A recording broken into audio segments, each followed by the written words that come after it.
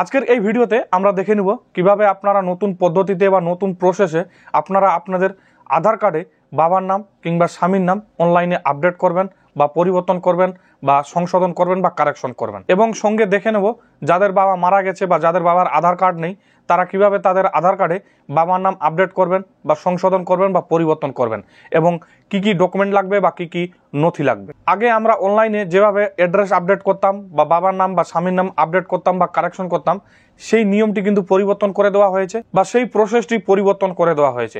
এখন বর্তমানে নতুন পদ্ধতিতে বা নতুন নিয়মে আধার কার্ডে বাবার নাম বা স্বামীর নাম বা অ্যাড্রেস আপডেট করতে হবে বা কারেকশন করতে হবে বা সংশোধন করতে হবে। তো তাই আজকের এই ভিডিওতে আমি আপনাদের স্টেপ বাই স্টেপ দেখিয়ে দেবো কিভাবে আপনারা আপনাদের আধার কার্ডে বাবার নাম কিংবা স্বামীর নাম আপডেট করবেন বা সংশোধন করবেন বা পরিবর্তন করবেন এবং কি কি ডকুমেন্টের প্রয়োজন পড়বে বা কি কি ডকুমেন্ট আপনাদের আপলোড করতে হবে আপনার বাবার নাম কিংবা আপনার স্বামীর নাম পরিবর্তন করার জন্য বা আপডেট করার জন্য বা সংশোধন করার জন্য।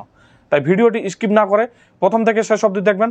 পাশাপাশি চ্যানেলে নতুন হলে অবশ্যই চ্যানেলটিকে সাবস্ক্রাইব করে পাশে থাকা বেল আইকনটি ক্লিক করে রাখবেন পরবর্তীতে এইরকম তথ্যমূলক ভিডিও পেতে। তো বেশি কথা না বলে চলুন ভিডিওটি শুরু করা যাক। তার জন্য আপনাদের আধার কার্ডের যে অফিসিয়াল ওয়েবসাইট রয়েছে বা ইউআইডিএআই এর যে অফিসিয়াল ওয়েবসাইট রয়েছে সেই ওয়েবসাইটে চলে আসতে হবে। আপনারা দেখতে পাচ্ছেন আমি ইতিমধ্যে আধার কার্ডের যে অফিসিয়াল ওয়েবসাইট রয়েছে সেই ওয়েবসাইটে চলে এসেছি। এবার আপনারা এখানে দেখতে পাচ্ছেন লগইন, এই লগইন অপশনে আপনাদের ক্লিক করে দিতে হবে। লগইন অপশনে ক্লিক করে দেওয়ার পর আপনাদের সামনে এরকম একটি ইন্টারফেস চলে আসবে। তো আপনি যার আধার কার্ডে স্বামীর নাম বা বাবার নাম এড করবেন তার আধার কার্ডের নাম্বারটি এখানে বসিয়ে দিতে হবে। অর্থাৎ আপনি যার আধার কার্ড আপডেট করবেন তার আধার কার্ডের নাম্বারটি আপনাকে এখানে বসাতে হবে। আধার কার্ডের নাম্বারটি বসিয়ে দেওয়ার পর আপনারা এখানে দেখতে পাচ্ছেন একটি ক্যাপচার কোড দেওয়া রয়েছে। ক্যাপচার কোডটি আপনারা এখানে ইনপুট করে দেবেন। যদি ক্যাপচার কোডটি বুঝতে অসুবিধা হয় আপনারা এই রিফ্রেশের অপশনে ক্লিক করে ক্যাপচার কোডটি পরিবর্তন করে নিতে পারবেন বা চেঞ্জ করে নিতে পারবেন। ক্যাপচার কোডটি বসিয়ে দেওয়ার পর আপনারা দেখতে পাচ্ছেন লগইন উইথ ওটিপি, এই অপশনটিতে আপনাদের ক্লিক করে দিতে হবে। ক্লিক করে দেওয়ার পর আপনাদের সামনে এরকম একটি অপশন চলে আসবে, এখানে বলা হয়েছে ইন্টার ওটিপি। তো আধার কার্ডে যে মোবাইল নাম্বার যুক্ত রয়েছে সেই মোবাইল নাম্বারে কিন্তু একটি 6 সংখ্যার ওটিপি যাবে, সেই ওটিপিটি আপনাকে এখানে পুট করে দিতে হবে। ওটিপিটি পুট করে দেওয়ার পর আপনারা এখানে দেখতে পাচ্ছেন লগইন, এই লগইন অপশনে আপনাদের ক্লিক করে দিতে হবে। ক্লিক করে দেওয়ার পর আপনাদের সামনে এরকম একটি ইন্টারফেস চলে আসবে। আপনারা দেখতে পাচ্ছেন আমি যে আধারটি লগইন করেছি সেই আধারটি কিন্তু লগইন হয়ে গেছে। এবার আধার কার্ডে বাবার নাম বা স্বামীর নাম এড করার জন্য আপনারা এখানে দেখতে পাচ্ছেন অ্যাড্রেস আপডেট, এই অপশনটিতে আপনাদের ক্লিক করে দিতে হবে। ক্লিক করে দেওয়ার পর আপনাদের সামনে এরকম একটি ইন্টারফেস চলে আসবে। এখানে আপনারা দুইটি অপশন দেখতে পাচ্ছেন। যদি আপনারা শুধু অ্যাড্রেস আপডেট করতে চান তাহলে আপনারা প্রথমের যে অপশনটি আছে এই অপশনটিতে ক্লিক করে দেবেন। এবং যদি আপনারা আপনাদের আধার কার্ডে স্বামীর নাম এড করতে চান বা বাবার নাম এড করতে চান বা আপডেট করতে চান তাহলে আপনারা এই অপশনটি দেখতে পাচ্ছেন 2 নম্বরের, এই অপশনটিতে আপনাদের ক্লিক করে দিতে হবে। ক্লিক করে দেওয়ার পর আপনাদের সামনে এইরকম একটি ইন্টারফেস চলে আসবে। এরপরে আপনারা যদি স্ক্রল করে নিচে যান, স্ক্রল করে নিচে আসার পর এখানে আপনারা আপনাদের কারেন্ট ডিটেলস দেখতে পারবেন। অর্থাৎ আপনার আধার কার্ডে যে বর্তমান ডিটেলস রয়েছে বা বর্তমানে আপনার আধার কার্ডে যে বাবার নাম রয়েছে বা স্বামীর নাম রয়েছে বা ঠিকানা রয়েছে এই ডিটেলসগুলি কিন্তু আপনারা এখানে দেখে নিতে পারবেন।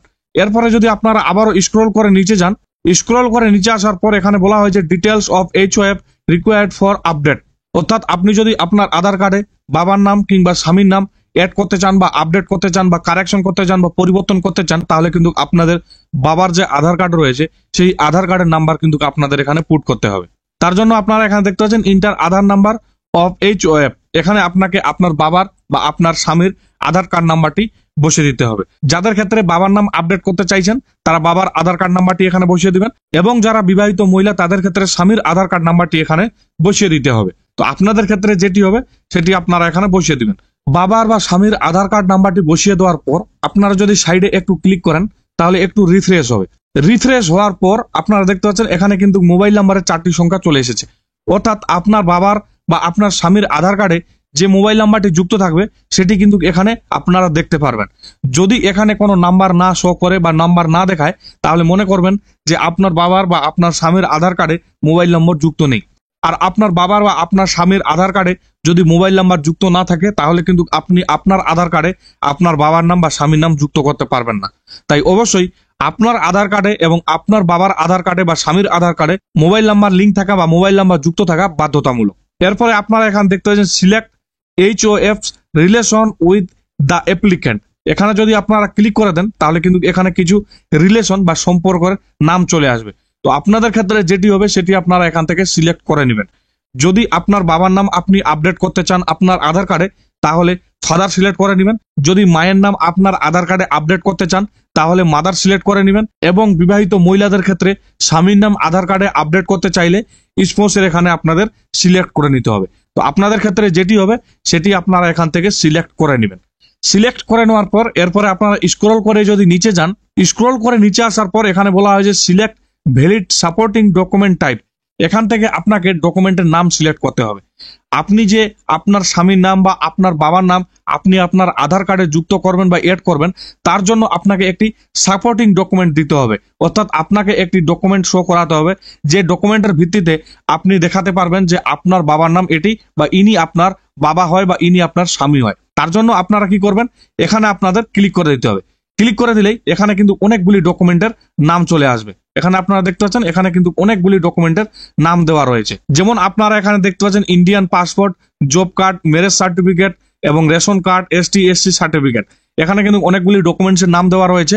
এখান থেকে আপনারা যে কোনো একটি ডকুমেন্টস সিলেক্ট করে নিতে পারেন।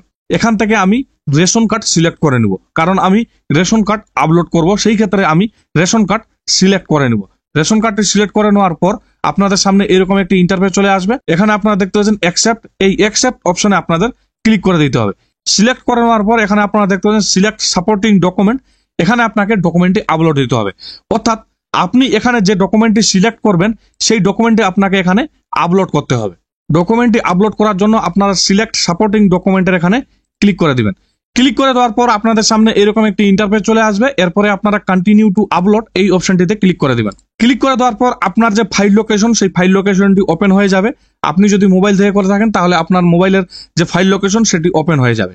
এরপর আপনার পিডিএফটি বা আপনার জেপিজি ফাইলটি বা আপনার ডকুমেন্টটি যে ফোল্ডারে থাকবে সেই ফোল্ডার থেকে আপনাকে ডকুমেন্টটি সিলেক্ট করে নিতে হবে। তো এখানে আমি যে ডকুমেন্টটি সিলেক্ট করেছি অর্থাৎ রেশন কার্ড সিলেক্ট করেছি, আমি রেশন কার্ডটি এখানে আপলোড করে দিলাম।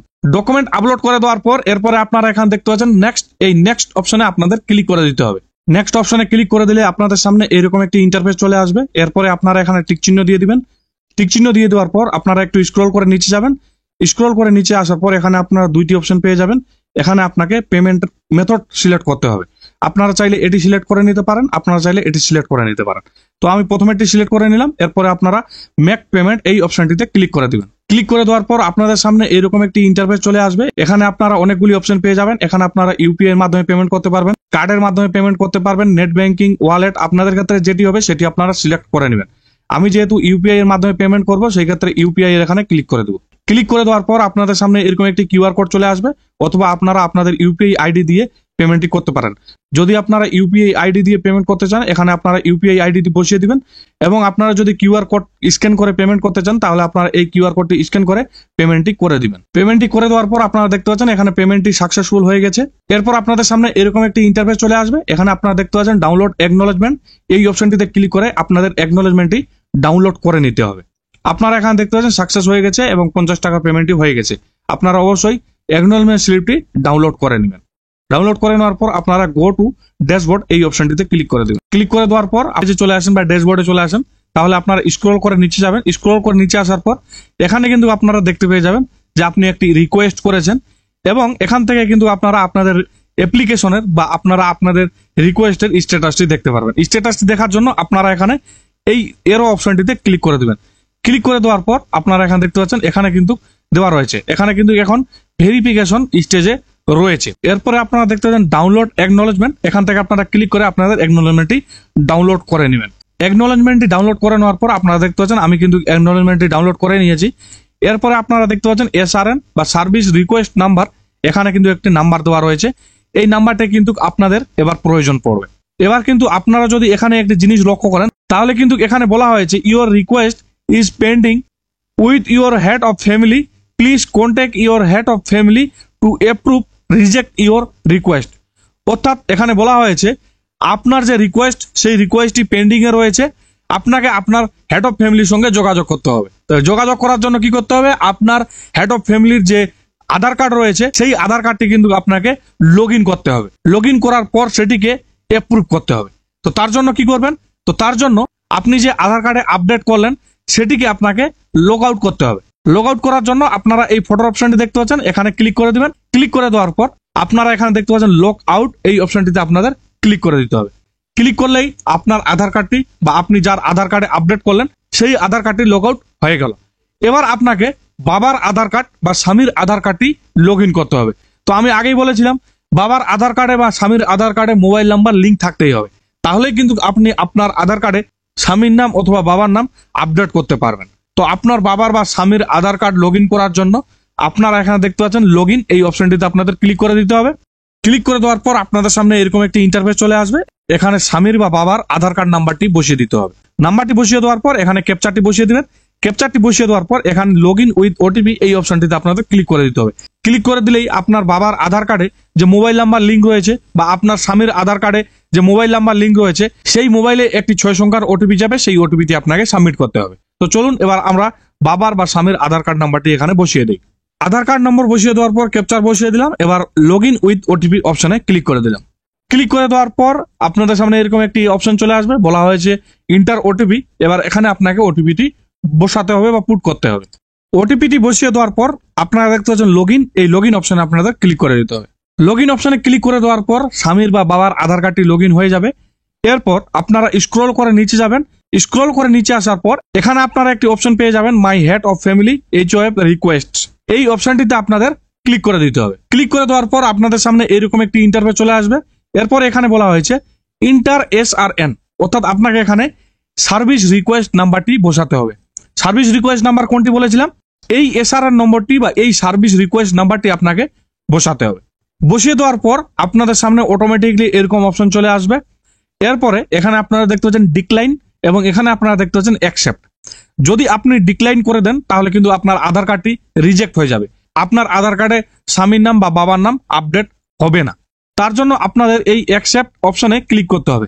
যদি আপনারা অ্যাকসেপ্ট অপশনে ক্লিক করেন তাহলে কিন্তু আপনার আধার কার্ডে বাবার নাম বা স্বামীর নাম আপডেট হবে বা সংশোধন হবে বা কারেকশন হবে। তো আমরা কি করবো, এবার এই অ্যাকসেপ্ট অপশনে ক্লিক করে দেবো। ক্লিক করে দেওয়ার পর আপনাদের সামনে এরকম একটি পপআপ চলে আসবে। এখানে আপনারা দেখতে পাচ্ছেন কন্টিনিউ, এই কন্টিনিউ অপশনে আপনাদের ক্লিক করে দিতে হবে। ক্লিক করলেই আপনাদের সামনে এরকম একটি ইন্টারফেস চলে আসবে। এখানে বলা হয়েছে you have accepted the request as a head of family for sharing your address. এরপর আপনার আর কোনো কাজ নেই।